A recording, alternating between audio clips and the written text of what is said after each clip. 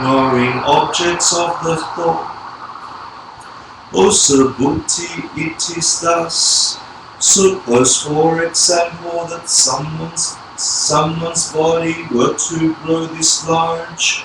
Suppose it were to grow as large as the king of all mountains, Mount Sumeru. What do you think, Subhuti? Would that body not be great? And Subhuti replied, O conqueror, such a body would be great. O you who have gone to bliss, such a body would be great. And why is this so? Because those Gondas, the Tathagatas, have stated that it would never be a thing at all. And this is precisely why we can call it a body, because the Tathagatas have stated that it could never be a thing at all. We call it a great body. Merits of memorizing this sutra. And again the conqueror spake. O Subhuti, what do you think? Suppose you counted every drop of water in the Ganges river and then had exactly that many Ganges rivers. Would that number of drops in this many Ganges rivers not be great? And Subhuti replied, O conqueror, if the amount of drops in just this one Ganges river is so great, then what need to mention that the amount of drops in every many Ganges rivers? Then the conqueror said, O Subhuti, try to imagine it. Try to comprehend it. Think now of a mass of planets equaling the number of drops in all these Ganges rivers. And then imagine that some son or daughter of noble family has come and covered all of them with the 7 kinds of precious substances, and then gone and made a gift of these planets to the Tathagata, the destroyer of the further totally enlightened one, the Buddha. What do you think, Subhuti? Would they create much merit from such a deed? And Subhuti replied, O conqueror, many would it be. O you who have gone to bliss, it would be many. This son or daughter of noble family would indeed create much merit from such a deed. And the conqueror said, Yes, Subhuti, suppose that someone did so. Yes, Subhuti, suppose that someone did so this. Suppose they did take all these planets and cover them with the 7 kinds of precious substances and offered them as a gift to the Tathagata, the destroyer of the further totally enlightened one, the Buddha. And now suppose that someone else held but a single verse of 4 lines from this sutra, and explained it to others and taught it correctly. This second person would create much more merit from their action. Their merit would be countless and beyond all calculation and computation. And I say to you further, O Subhuti, any place where even just a single verse of 4 lines from this sutra is read out loud, or has ever been read out loud, therefore becomes a temple. It becomes a place where the entire world amongst with the gods and men and demigods can come and pay honor. And if this is so, then there is no need to say that the many persons who take up this particular sutra, or who holds it, or who reads it, or who comprehends it, or who thinks of it in the proper way, therefore becomes Therefore become someone who is truly wondrous. And this is because we can then say that the teacher himself is in that place, as in every other spiritual teacher who has ever lived. Thus did the Buddha spake, and then the junior monk Subhuti addressed the Buddha in the following words. O conqueror, what is the name of this particular presentation of the Dharma? How are we to consider it? Then the conqueror spoke. O Subhuti, this particular presentation of the Dharma is known as the perfection of wisdom, and it is how you should consider it. Why? Because, O Subhuti, that same presentation and perfection of wisdom spoken by the Tathagata is a perfection of wisdom that does not even exist. And this is precisely why we can call it perfection of wisdom. O Subhuti, what do you think? Is there any Dharma at all which the Tathagata ever spake? And Subhuti respectfully replied, O conqueror, none of the Dharmas ever spoken by the Tathagata exist at all. And the conqueror said, O Subhuti, what do you think?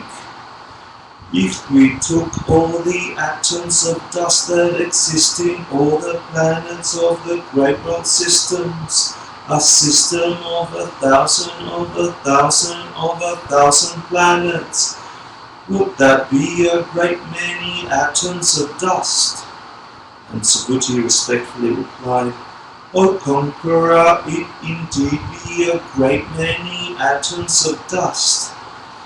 O one who has thus gone to bliss, a great many would that be.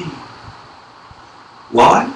Because, O conqueror, the Tathagata have stated that whatever atoms of dust there may be are atoms of dust that could never exist, and this is precisely why we can call them atoms of dust. And the Tathagata have stated as well that whatever planets there may be are planets that could never exist, and this is precisely why we can call them planets. Then the conqueror spoke, O Subhuti, what do you think?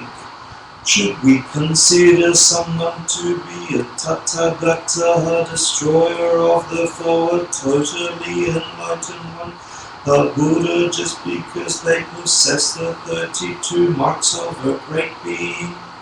And Subhuti replied, O conqueror, we should not. Why? Because these 32 marks of a great being described by the Tathagatas were said by the Tathagatas to be marks that could never exist, and this is precisely why we call them the 32 marks of the Tathagatas. Then the conqueror said, and I tell you further, O Subhuti, suppose some woman or man were to give away their own body, and do this with as many bodies as there are drops of waters in the Ganges river. And suppose on the other hand that someone held even so little as a 4-line verse of this teaching and taught it to others, the second person would create much greater merit from their act than the former. Their merit would be countless and beyond all calculation. True characteristics are not true characteristics. And then by the sheer power of the teaching, the junior monk Subhuti began to weep. And when he had wiped away his tears, he spoke to the conqueror in the following words.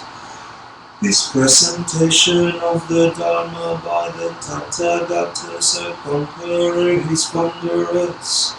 O you who have gone to bliss, it is truly wondrous. O conqueror, in all the time that has passed from the time I was able to gain wisdom, until now I have never heard of such a presentation of the Dharma. O conqueror, any living being who can think correctly of the sutra that you have just taught is wondrous in the highest. Why? Because, O conqueror, this same correct thinking is something that could never exist. And this is precisely why those Tathagatas have spoken of thinking correctly, of what we call thinking correctly. O conqueror, the fact that I can feel this way towards this presentation of the Dharma that you have made, the fact that I believe in it is for me no surprising thing. But I think, O conqueror, of those to come in the future, of those in the last 500, who take up this particular presentation of this Dharma, this Sutra, or who hold it, or who read it, or who comprehend it, then truly do they seem to me a wondrous and highest thing.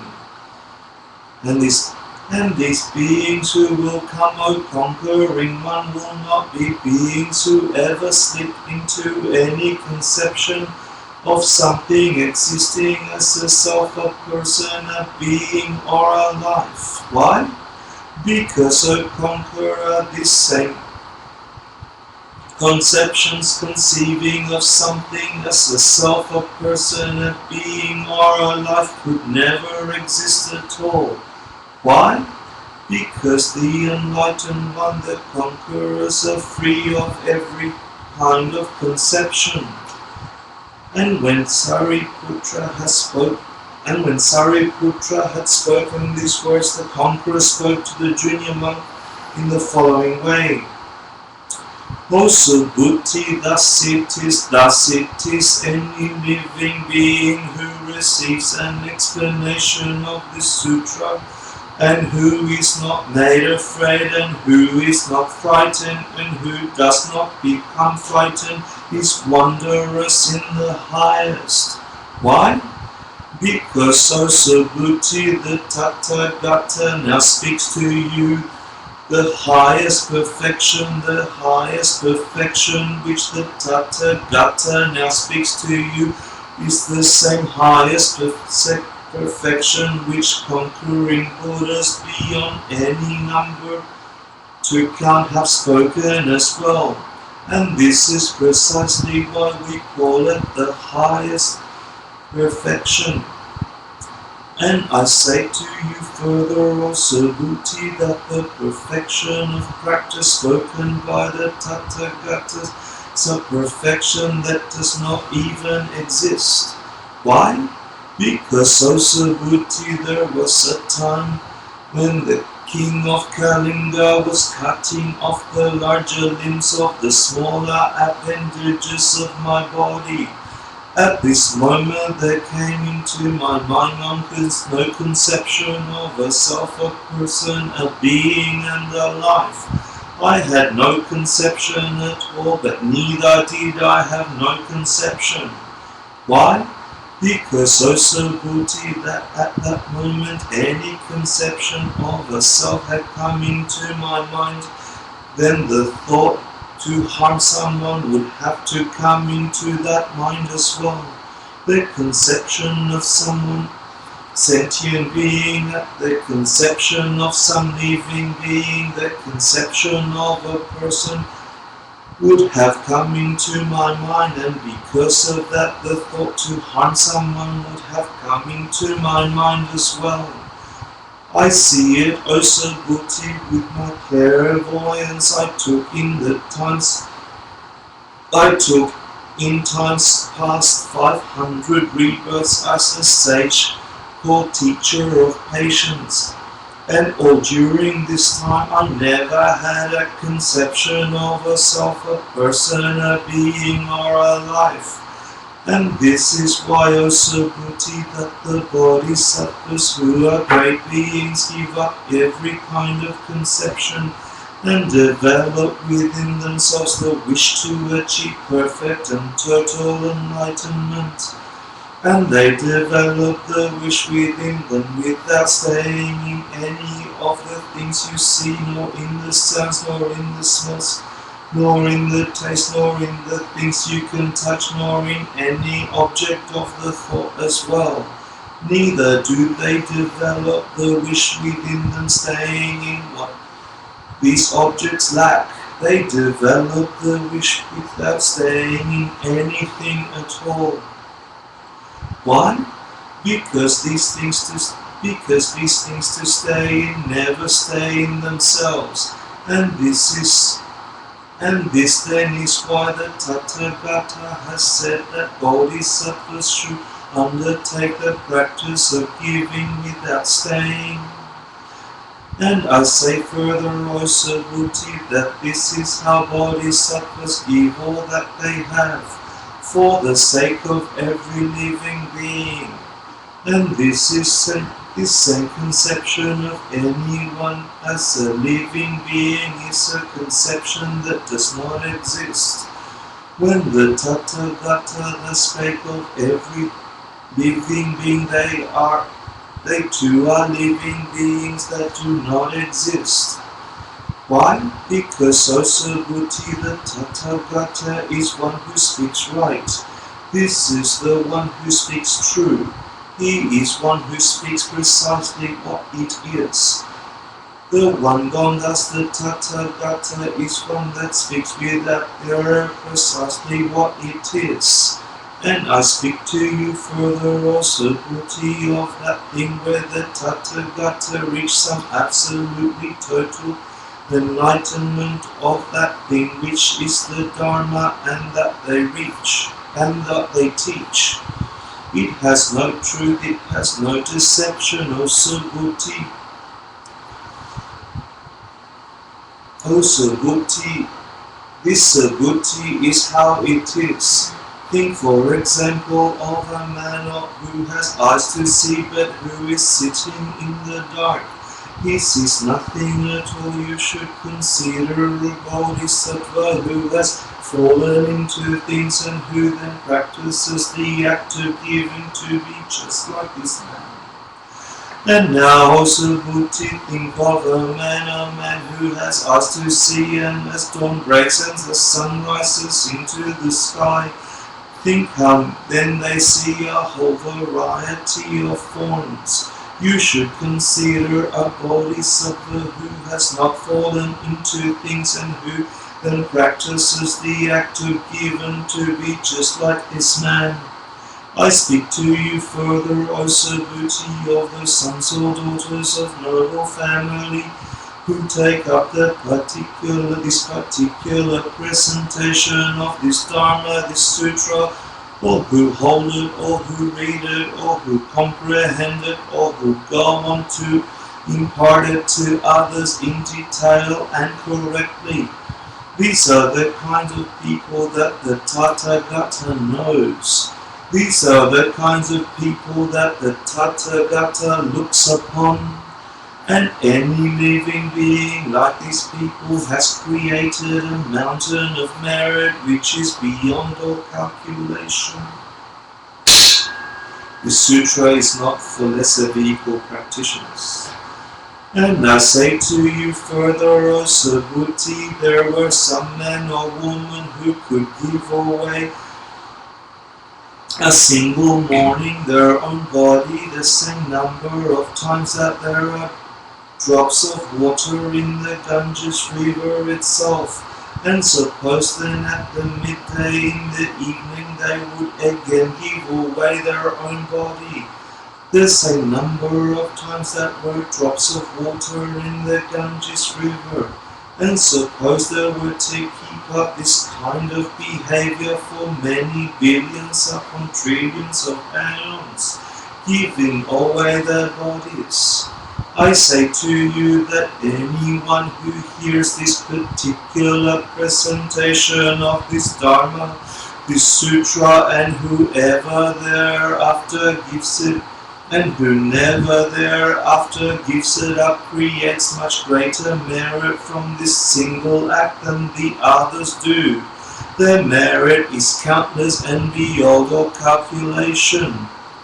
And what need have I to mention then the merit of those who take it up by writing it down, or who hold it, or who read it, or who comprehend it, or who go on to impart it to others in detail and correctly? Again I say to you, O Subhuti, this presentation of the Dharma is inconceivably great and beyond all compare. And beyond all compare. This presentation of the Dharma was spoken by the Tathagata for those living beings who have entered well into the highest of all ways, the Mahayana. And it was spoken for those living beings who have entered well into the foremost of all ways. Think of those who have taken up this particular presentation of the Dharma, or hold it, or read it, or comprehend it, or who go on to impart it to others in detail and accurately. These are the kind of people that the Tathagata knows. These are the kind of people that the Tata looks upon. Any living being like these people is possessed of a great mountain of merit beyond all calculation. They are possessed of a mountain of merit which is inconceivable, which is beyond all comparison, which cannot be measured, which is beyond all measure. Any such living being is one that I lift up and carry forth upon my shoulders to the enlightenment I have reached. And why is this so? O Subhuti, those who have attracted to the lesser things are incapable of hearing this presentation of the Dharma. Neither is there something for those who see some self, some person, some being, or a life. They are incapable of hearing it, they are incapable of taking it up, they are incapable of holding it, they are incapable of reading it, they are incapable too of comprehending it. There would never be a place for them to do so. And I say further to you, O Subhuti, any place where this sutra is taught, thereby becomes a place worthy of the offerings of the entire world with its gods and men and demigods. It becomes a place which is worthy of their prostration and worthy of their circumambulations. That place becomes a temple. Purgation through suffering of bad karma. O Subhuti, any son or daughter of noble family who takes up a sutra like this, or who holds it, who reads it, or who comprehends it, will suffer. They will suffer immensely. Why? Because, O Subhuti, such beings are purifying non-virtuous karma from the entire string of their past lives. The karma that would have taken them to the three lower realms. As they purify this karma, it causes them to suffer here in this life. As such, they will succeed in cleaning away the karma of these non-virtuous deeds of their previous lifetimes, and they will as well achieve the enlightenment of the Buddhas.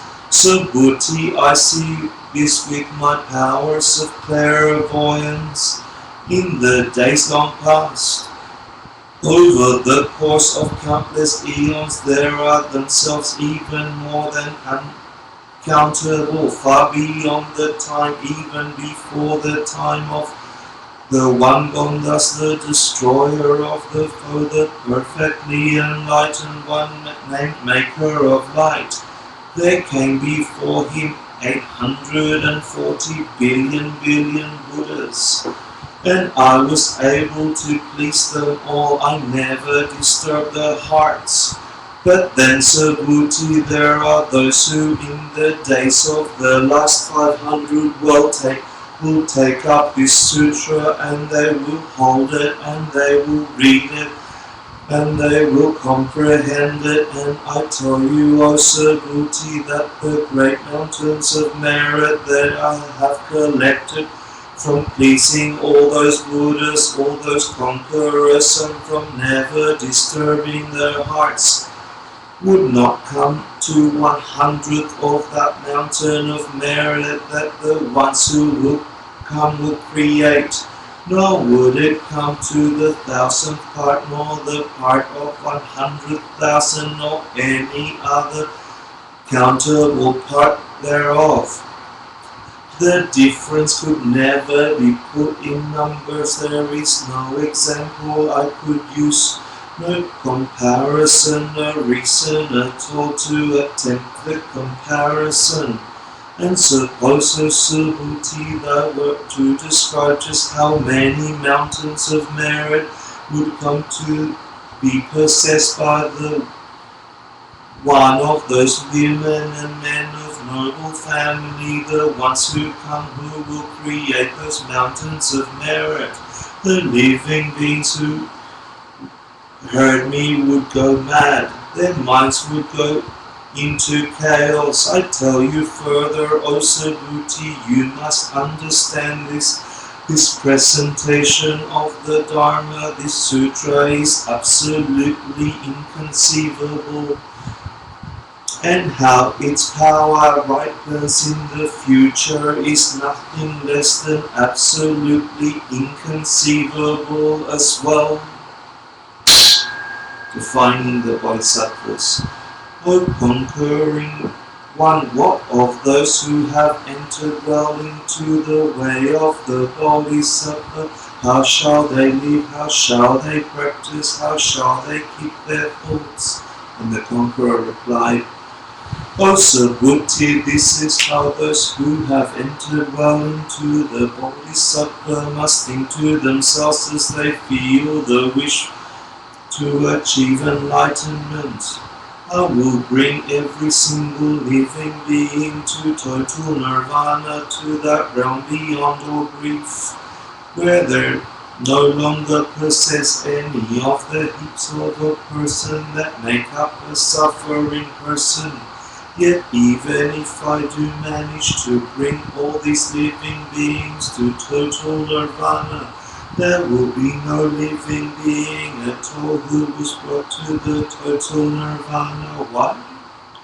Because, O Subhuti, if a Bodhisattva were to slip into conceiving of someone as a living being, then they could never call them a Bodhisattva. And so too, if they were to slip into thinking of someone in all the ways up to thinking of them as a person, neither could they ever be called a Bodhisattva. Why? Because, O Subhuti, there doesn't even exist even such a thing as what we call those who have entered well into the way of Bodhisattva. O Subhuti, what do you think? Was there anything at all which the Tathagata ever received from the Gangondas, the Maker of Light, which helped bring about my total enlightenment within the unsurpassed, perfect and total state of Buddhahood? Thus did the Buddha speak, and then the junior monk Subhuti respectfully replied, O conqueror, there never could have been any thing at all which the Tathagata ever received from the one gone thus called Maker of Light, which help bring about your total enlightenment within the unsurpassed perfect and total state of Buddha. Thus did he speak, and then the conqueror replied, the junior monk, with the following words: O Subhuti, it is thus, it is thus.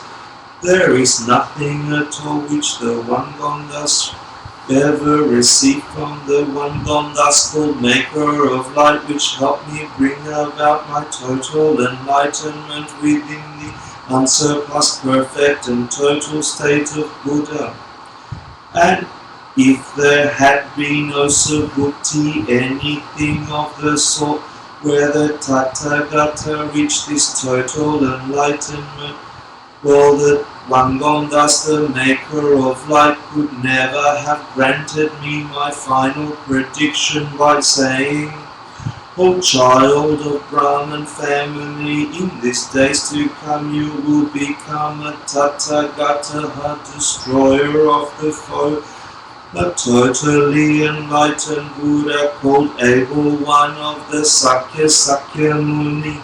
But since, O Subhuti, there was nothing of the sort, where the Tathagata before you now reached his total enlightenment within the unsurpassed perfect and total state of Buddha, well then the Tathagata named Maker of Light did in fact grant me my final prediction by saying, O child of Brahman family, in the days to come you will become one who has gone thus, a Tathagata, a destroyer of the foe, a totally enlightened Buddha called Able One of the Sakyas. Why? Because, O Subhuti, the very words Tathagata are an expression that refers to the real nature of things.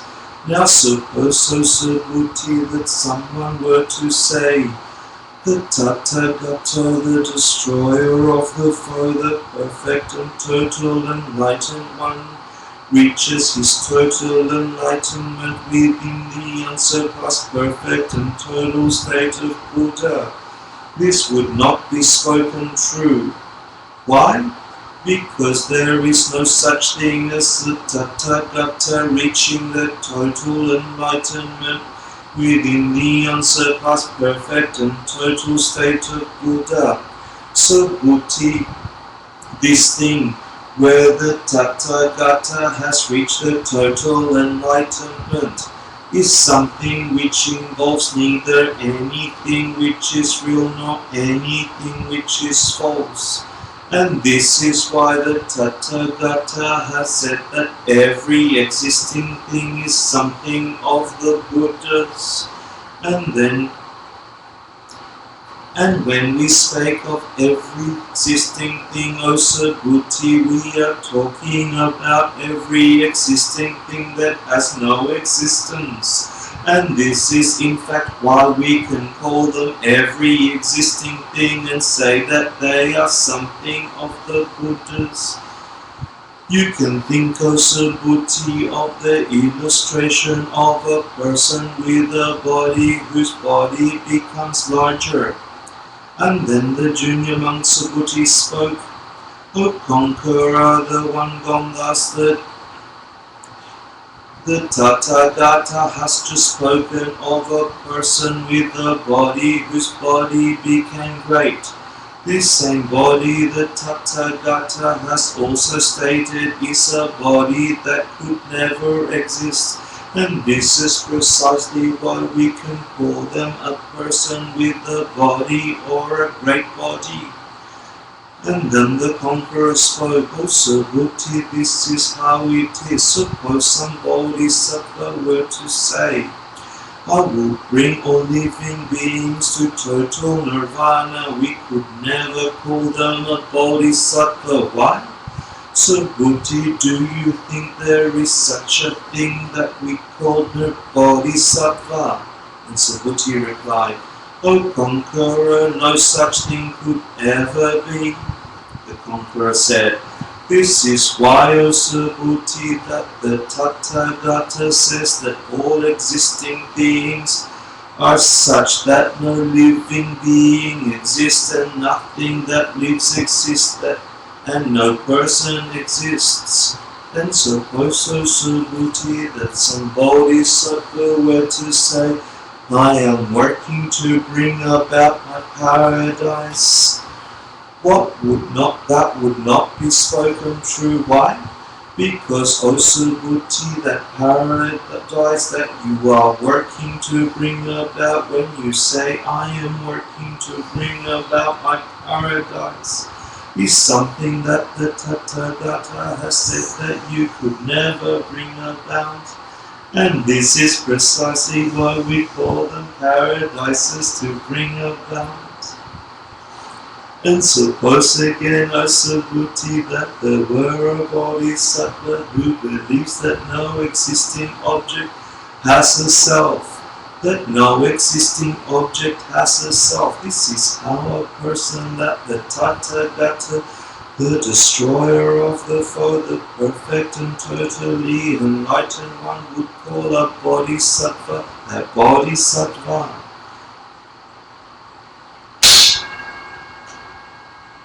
Physical and mental characteristics are unconceivable. O Subhuti, what do you think? Does the Tathagata possess eyes of flesh? And Subhuti replied, O conqueror, indeed so the Tathagata possesses eyes of flesh. And the conqueror said, O Subhuti, what do you think? Does the Tathagata possess eyes of God?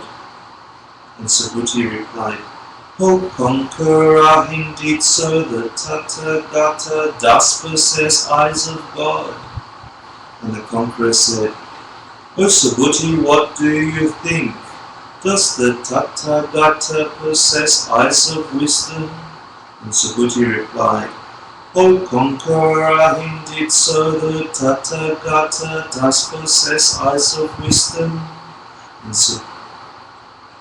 Subhuti and the conqueror said, O Subhuti, what do you think? Does the Tathagata possess eyes of all things? And Subhuti replied, O conqueror, indeed so the Tathagata does possess eyes of all things. And the conqueror said, O Subhuti, what do you think? Does the Tathagata possess eyes of an enlightened being? And Subhuti replied, O conqueror, it is indeed so the Tathagata does possess eyes of an enlightened being. Then the conqueror said, O Subhuti, what do you think?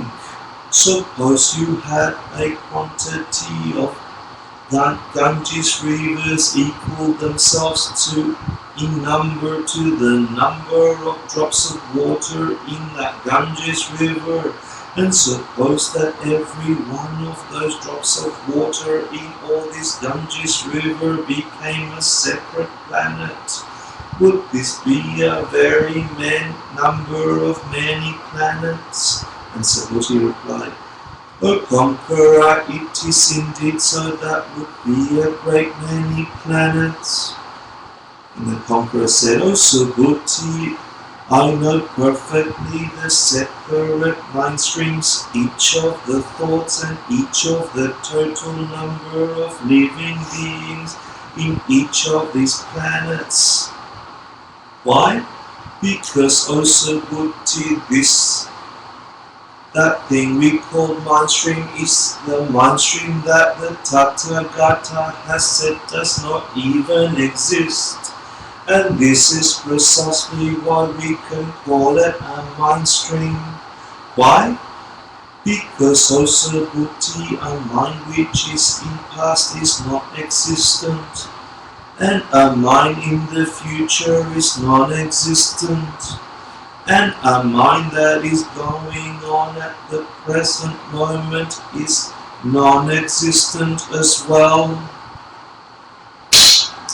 No merit is no merit is great merit. O Subhuti, what do you think? Suppose someone were to take up all the planets of this great world system, a system with 1,000 of 1,000 of 1,000 planets, and cover them all in the 7 kinds of precious substances and offer them to someone. Would that son or daughter of noble family create many mountains of merit from such a deed? And Subhuti respectfully replied, Many would it be, O you who have gone to bliss, it would be many.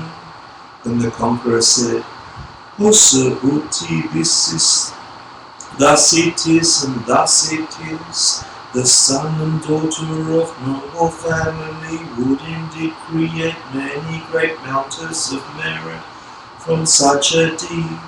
And yet, O Subhuti, of these great mountains of merit were in fact great mountains of merit, then the one gone thus, the Tathagata, would never call these great mountains of merit. Discriminating the Buddha by form. O Subhuti, what do you think should we ever consider someone Gandhasa Tathagata simply because they attain the physical form of an enlightened being? And Subhuti replied, O conqueror, it is not so. We should never consider someone Tathagata simply because they have attained physical form of an enlightened being. Why? Because, O conqueror, the attainment of the physical form of an enlightened being, this thing we call the attainment of the physical form of an enlightened being, is an attainment then that the Tathagata has said could never exist. And this is precisely why we can call it the attainment of the physical form of an enlightened being.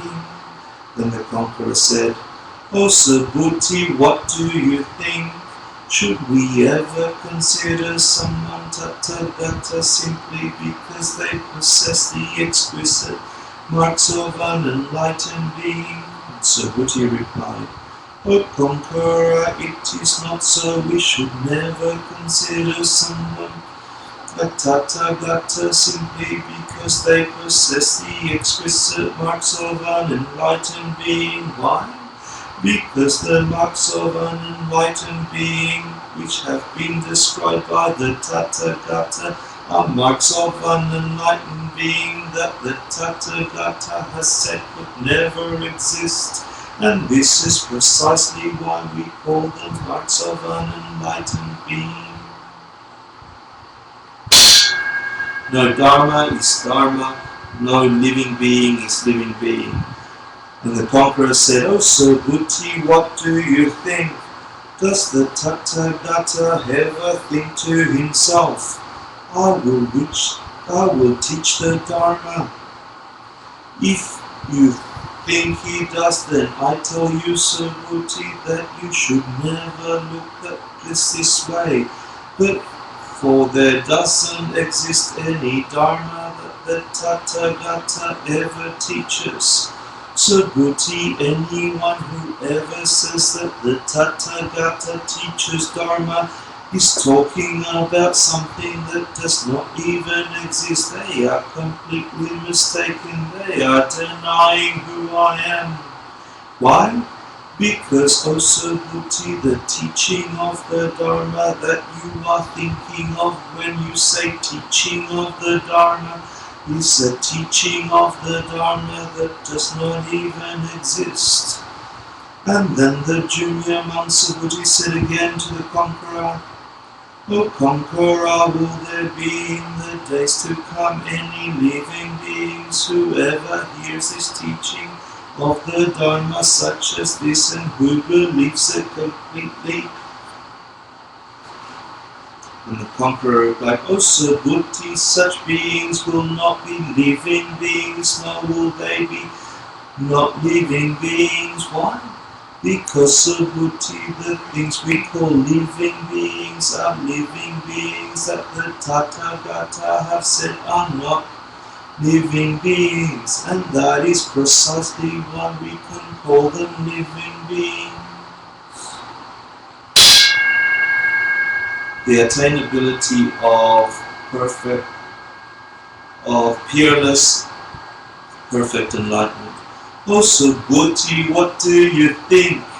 Is there any such thing as a Tathagata reaching the total enlightenment within the unsurpassed, perfect and total state of Buddha? The junior monk Subhuti replied, O conqueror, there could never be any such thing as the Tathagata reaching the total enlightenment within the unsurpassed, perfect and total state of Buddha. And the conqueror said, O Subhuti, it is so, there is no such thing, no, not in the least, it is something non-existent, and it is precisely why we can call it an unsurpassed, perfect and total state of Buddha. Role of good factors. I say to you further, O Subhuti, that this thing too is completely equal. There is nothing at all about it which is not equal. This too is precisely why we can call it the unsurpassed, perfect and total state of Buddha. This unsurpassed, perfect and total state of Buddha is completely equal in being something without a self, a person, a being, or a life. Every single thing which is virtue leads to this total enlightenment.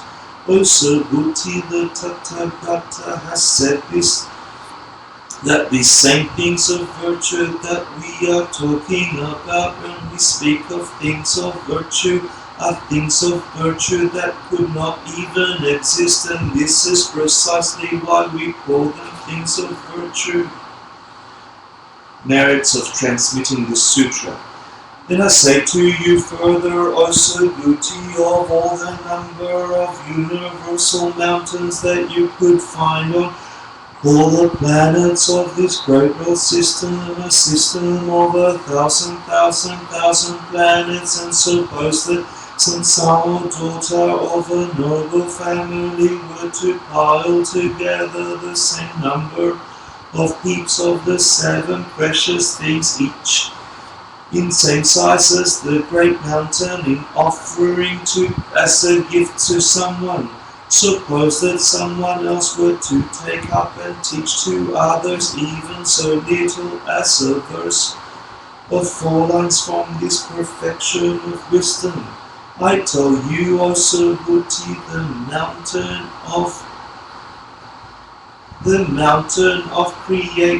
of merit created by the first person would not come even to 100th part of the mountain of merit by the second. It would not come to any of the parts we spoke about before, all the way up to saying that there would be no reason to attempt any comparison between the two. Subhuti, what do you think?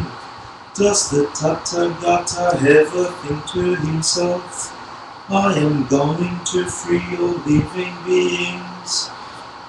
If you think that they do, then I tell you, O Subhuti, you should never look at it like this. Why? Because, O Subhuti, there is no living being at all that Tathagata could ever free.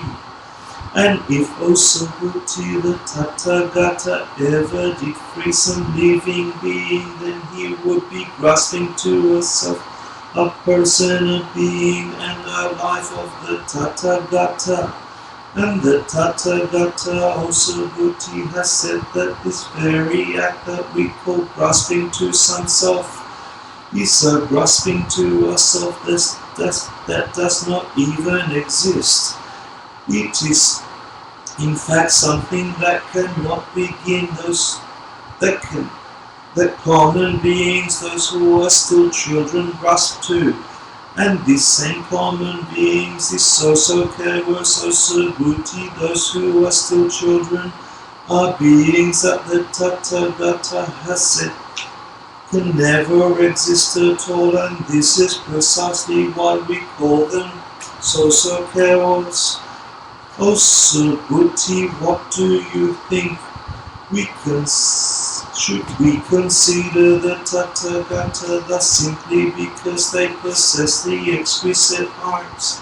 O Subhuti, and Subhuti respectfully replied, O conqueror, it is not so. We should never consider someone Tathagata simply because they possess the exquisite marks of the Tathagata. And then the conqueror said, not long now, so just hold on, okay, just 15 minutes. O Subhuti, thus it is. We should never consider someone Tathagata just because they possess exquisite marks.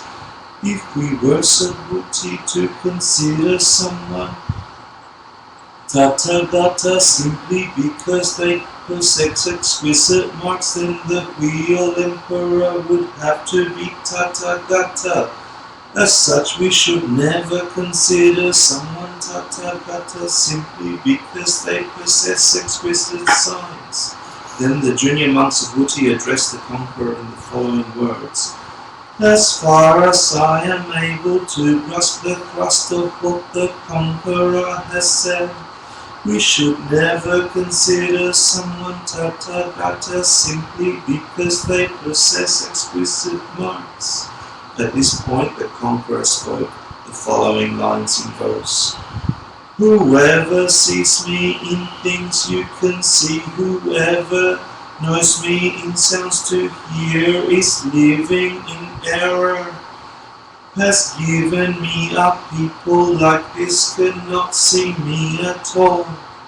See, the Buddhas are the nature of things. See that the Buddhas are the nature of things. Our guides are the Dharma bodies. Those for whom the nature of things is beyond the things they know will never be able to know. O Subhuti, what do you think?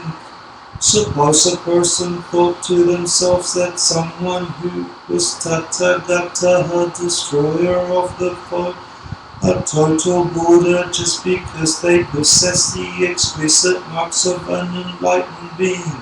Subhuti, you should never think that way the way they do.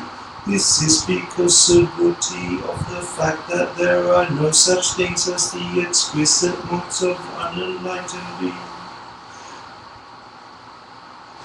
Marks of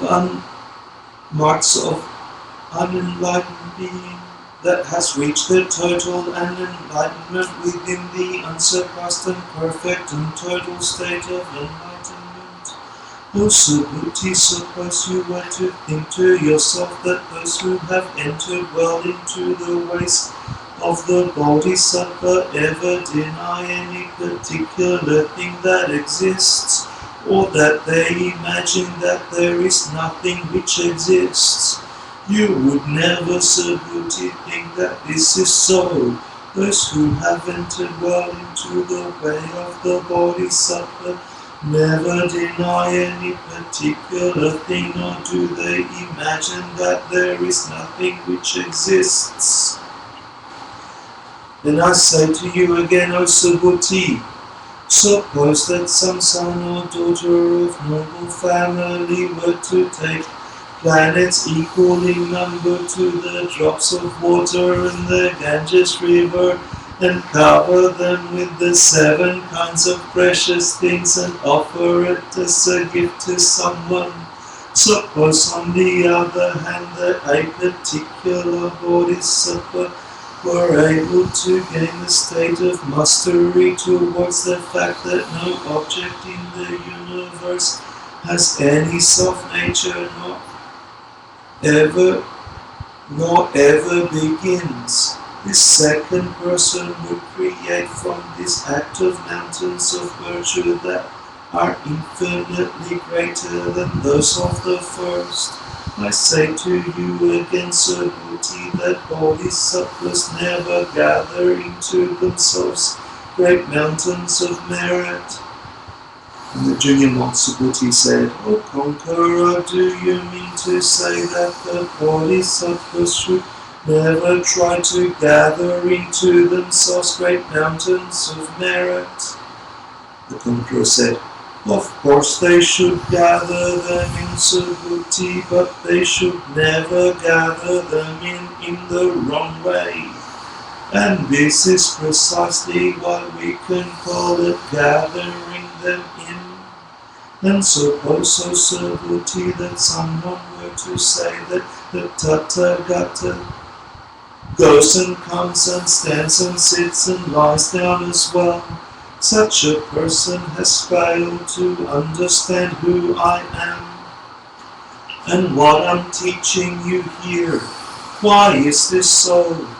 Because, O Subhuti, the one we call Tathagata neither goes nor comes from anywhere, and this is precisely why we call them Tathagata, destroyer of the foe, perfect and total enlightened one. And I say to you, O Subhuti, suppose some son or daughter of noble family were to take all the atoms of dust that made up all the planets in the great world system of 1,000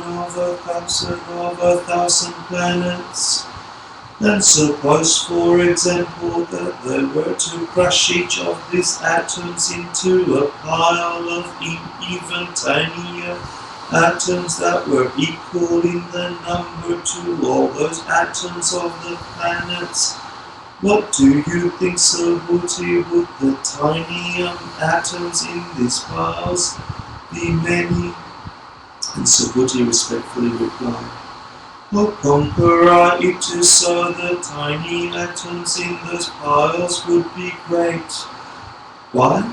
Because, O conqueror, if such a pile were ever possible, then the conqueror would never even have bothered to mention any piles of tiny atoms. Why?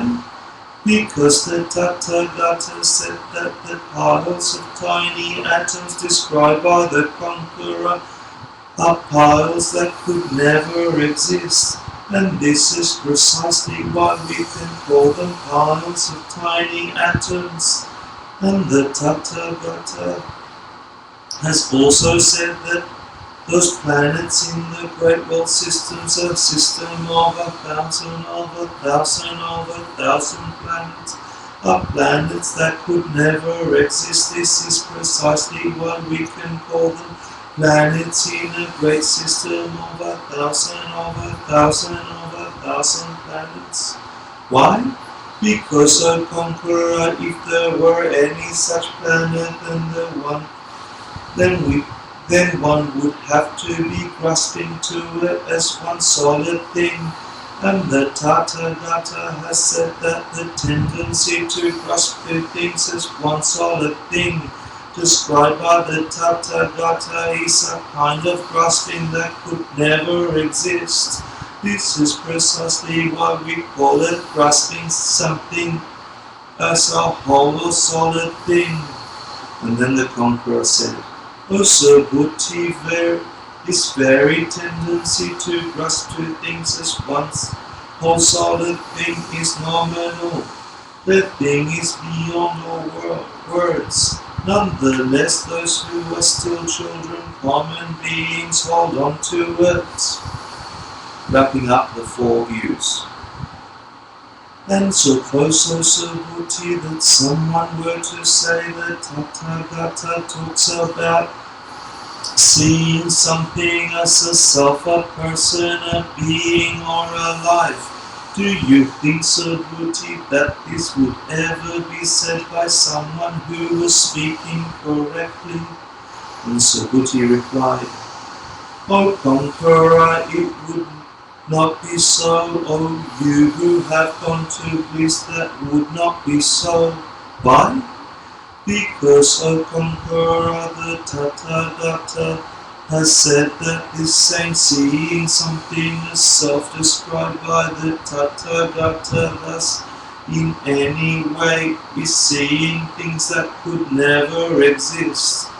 And this is precisely why we can call it seeing something as a self. Then the conqueror said, O Subhuti, this is how those who have entered well into the way of the Bodhisattva should understand every single object in the universe. This is how they should see things.